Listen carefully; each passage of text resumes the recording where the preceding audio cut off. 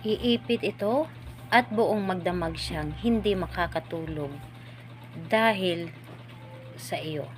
Hello mga guys, kumusta kayo? Panibagong araw, panibagong video na naman tayo. And sa araw na ito ay sana namang video ang aking tuturo sa inyo na simpleng gabay o simpleng pamamaraan na makakatulong sa atin. At bago ang lahat, gusto ko lang mag-disclaimer sa mga taong hindi naniniwala at hindi gusto ang mga kagaya nitong video. Please skip this video and maghanap kayo ng videos na gustong gusto nyo dahil ang video na ito ay para lamang ito sa mga taong naniniwala and gusto mag-try. Sa lahat po ng mga nagko-comment dito sa aking video dito sa loob ng aking channel, mag-ingat sa lahat ng mga nagre-reply sa inyo na dinadala kayo sa kanilang WhatsApp Nemo app upang makaiwas po tayo sa scam.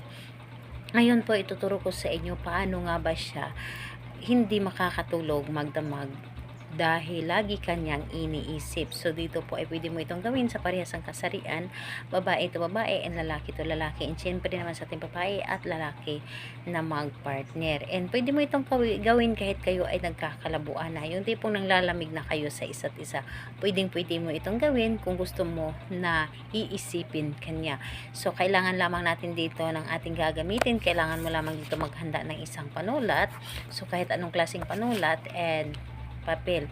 So yun lamang ang dapat natin na ihanda, and syempre laway na rin. So ngayon kapag ready na yung atong gagamitin ay kailangan mo lang din syempre dito i-ready ang inyong sarili. I-ready mo dito ang inyong sarili. Kailangan na alam mo sa iyong sarili na gustong gusto mo itong gawin at naniniwala ka at hindi ka nagdududa sa inyong dapat na gawin. So ngayon kapag ready ka na, pwede mo na itong simulan. Ang gagawin mo lamang dito napakadali. So dito sa isang papel, isulat mo dito mismo ng 7 beses yung kanyang pangalan at apelyido. Pangalan niya, apelyido ng 7 beses po. Dapat totoong pangalan ito.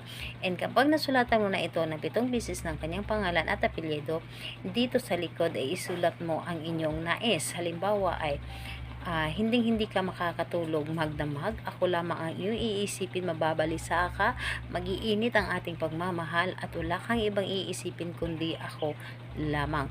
So pagkatapos nun, ang kanyang pangalan dito ay pahiran mo ng laway. Yung 7 line ng kanyang pangalan ay pahiran mo dapat ito ng laway. At saka mo ito itupi ng isang bisis lamang. At saka mo ito iipit sa ilalim ng inyong unan. Gawin ito ng kahit anong araw at oras. So, ayun po. Salamat po sa inyo. Bye bye everyone. God bless us all.